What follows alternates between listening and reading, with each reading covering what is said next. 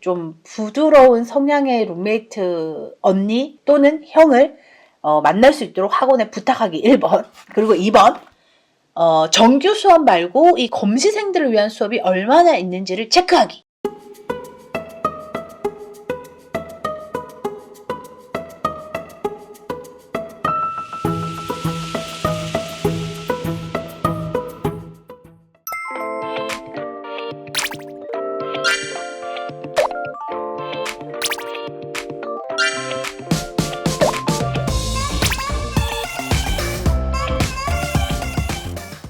안녕하세요 여러분, 쌤캠입니다. 오늘 검정고시생 기숙학원 적응기에 대해서 이야기해 보겠습니다. 기숙학원 적응 시 유의해야 할 상황, 검정고시생들이 기숙학원 들어갔을 때 겪어야 될 일들, 이런 이야기 좀 해보겠습니다.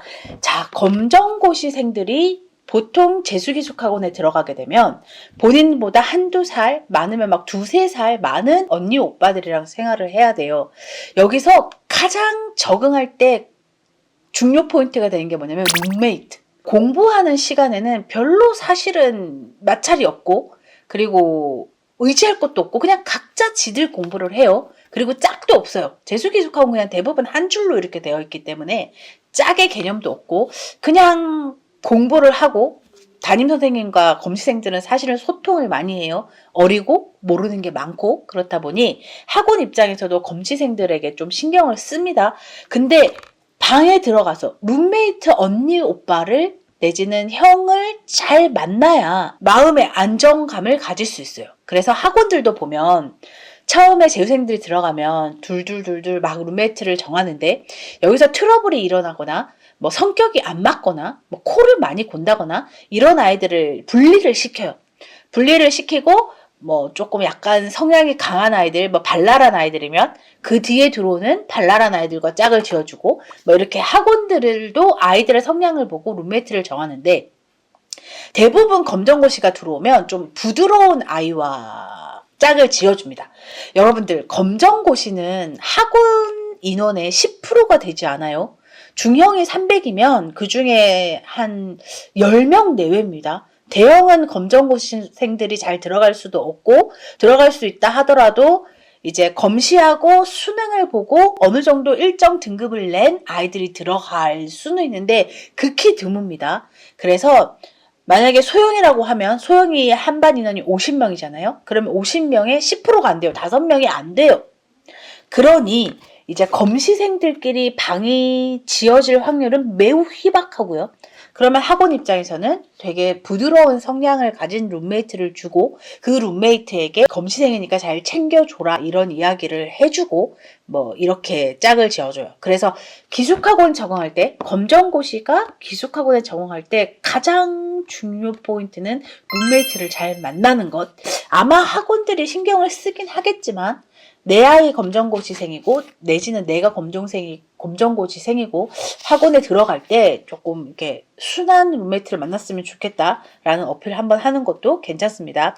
그리고 진도, 자, 고2 때 자퇴하더라도 고3 미적, 확통, 기백 싹 끝내고 어느 정도의 실력을 갖춘 다음에 들어가는 아이들이 있고, 반대로 그냥 고1, 고2 때도 공부를 열심히 하지 않았고 성적이 애매한 상황에서 검시를 선택한 아이들, 케이스 이렇게 두 개로 나뉘죠.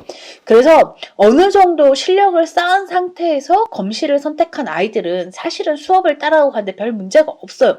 그러나 대부분 10명이면 한 8명 정도는 정규 과정을 제대로 끝내지 못했거나, 끝냈다 하더라도 고2 당시에도 공부를 별로 열심히 하지 않은 아이들인 경우, 재수학원에 들어가면 그 수업이 너무 생소하죠. 그렇다고 해서 이 아이들이, 재수생들이 듣는 그 수업을 안 듣고 이 아이들만을 위한 수업을 전과목을 따로 열어주는 재수학원은 없어요. 어디를 찾아봐도 없을 거예요.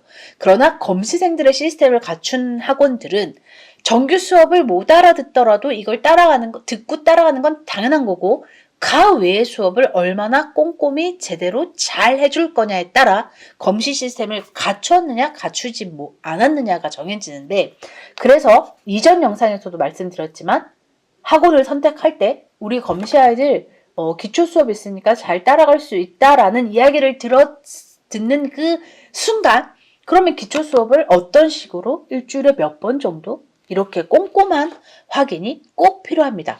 그리고 여러분들이 꼭 명심해야 할 거, 어떤 학원이건 검정고시 반이 따로 존재하지 않습니다.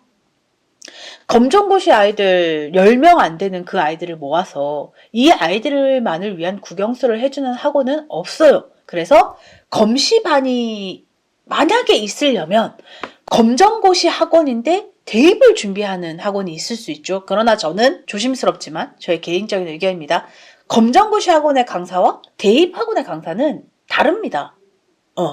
그들의 그 마인드와 그들의 레벨이라고 말하긴 그렇지만 스타일이 다릅니다. 그래서 어차피 대입을 준비할 거면 저는 검시학원에서 대입 준비하는 거 말고 대입학원에서 제대로 대입을 준비하라고 이야기하는 편인데, 검시학원에서 준비하는 대입과 매해 수능을 몇백 명의 수능 성적을 올려서 수능을 치르는 대입의 퀄리티는 다르니 대입학원을 선택했을 때에 검정고시 반을 전문으로 따로 운영하지 않는다는 거 꼭 알고 학원 선택을 해야 하고요. 아주 드문 경우로 검시반이 없으면서 자기들 검시반이 있다고 이야기하는 학원들이 있어요. 그러니까 노베이스반, 4, 5, 6, 7들을 모아놓은 반이 검시반이라고 표현해버리는 학원들이 있는데, 검시반이 따로 있다고 이야기하는 학원의 상담을 만약에 받으시거든? 그러면 그 반에는 검정고시생만 있나요? 라는 질문을 꼭 하셔야 됩니다. 이렇게 뭔가 의문이 드는 이야기를 하는 상담에는 팩트 체크를 꼭 하셔야 돼요. 제가 아는 모든 기숙, 그러니까 대입 기숙학원에 검정고시반이 따로 있지 않고요. 물론 11월, 12월에는 있을 수 있어요. 이때는 대입을 제대로 시작하기 전이기 때문에 이때는 한시적으로 운영할 수 있으나 지금 4월입니다. 4월에 검정고시 반을 따로 세팅해서 가지고 있는 학원 없습니다. 대신 4, 5, 6, 7이 있는 노베반으로 들어가되 이 반으로도 우리 아이는 고1, 고2 진도를 제대로 끝내지 않고 검정고시를 선택한 우리 아이에게는 이 반도 벅차요. 그러니까 이 반에서 수업을 하되 가외의 수업을 얼마나 해줄 것이냐에 꼭 포인트를 맞추고 상담을 진행하셔야 하고, 검시생들을 위한 반이 있는 게 아니라 검시생들을 위한 수업이 존재하는 학원을 선택하셔야 합니다. 그래서 검시생들을 위한 수업이 따로 있는지, 그리고 그 수업을 어떤 과목 주에 몇 회 정도 해주실 수 있는지, 이런 디테일을 선택하고 들어갔을 때 우리 아이가 룸메이트도 조금 순한 언니를 만나서 의지할 수 있고, 그리고 수업도 정규 수업은 너무 어렵지만 선생님들이 따로 해주는 수업으로 지가 정규 수업 때 이해 못했던 거 그 수업을 통해서 물어볼 수 있고, 그리고 검시생들은 자기들이 동생이잖아요. 언니 오빠들이랑 수업을 하다 보니 모르는 게 있어도 수업 시간에 질문을 잘 못해요. 그러다 보니 이 가외의 수업으로 지들이 부족한 걸 채워나가면서 사실 4월에 내지는 3월에 검시를 선택하고, 그러니까 자퇴를 선택하고 대입을 준비하는 아이들의 목표는 올해 수능을 보는 게 아니거든요. 왜냐면 올해 검시도 못 볼 거니까. 올해는 지가 부족한 거, 자기가 지금 노베니까 1, 2학년에 자퇴를 했으니 지금 부족한 거 잘 채워 넣어서 한 3, 4등급이라도 만든 다음에 내년 1년에 제대로 올인해서 1등급을 만드는 게 이 아이들의 목표인데, 그럼 지금 올해 학원을 선택할 때는 베이스를 얼마나 잘 깔아줄 수 있느냐에 포인트를 맞추셔야 해서 1번, 오늘 영상 정리하겠습니다. 1번, 룸메이트, 좀 부드러운 성향의 룸메이트 언니 또는 형을 만날 수 있도록 학원에 부탁하기 1번. 그리고 2번, 정규 수업 말고 이 검시생들을 위한 수업이 얼마나 있는지를 체크하기. 이게 2번입니다. 제가 언제부턴가 검정고시 자퇴생들의 사연이 많아서 이 아이들을 제대로 소화할 수 있는 학원이 어딜까를 사실은 되게 많이 고민하고 그 안에 시스템을 되게 꼼꼼히 들여다보고 실제로 그 시스템이 1년 동안 진행됐는지도 되게 많이 신경 써서 봐요. 왜냐면 검정고시, 저는 좀 안타깝거든요. 왜냐면 공부를 못해도 성적이 안 좋아도 좋으니 남들처럼 정규 과정을 끝내고 재수를 1년 더 하는 걸 사실은 추천하는 편입니다. 오직 성적 때문에 자퇴를 하고 학교를 나와서 학원을 들어가면 그 학원에서 적응하고 생활하는 게 사실 너무 힘들어요.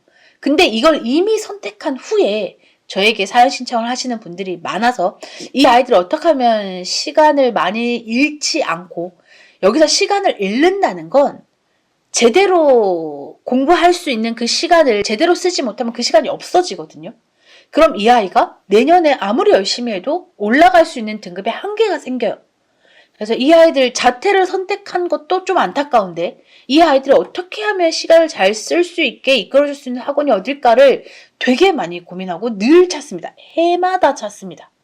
그래서 올해도 조금 괜찮은 학원을 찾아놨으니 부모님들 학원 투어 하실 때 잘 알아보시고 꼼꼼하게 체크하고 학원을 선택하세요.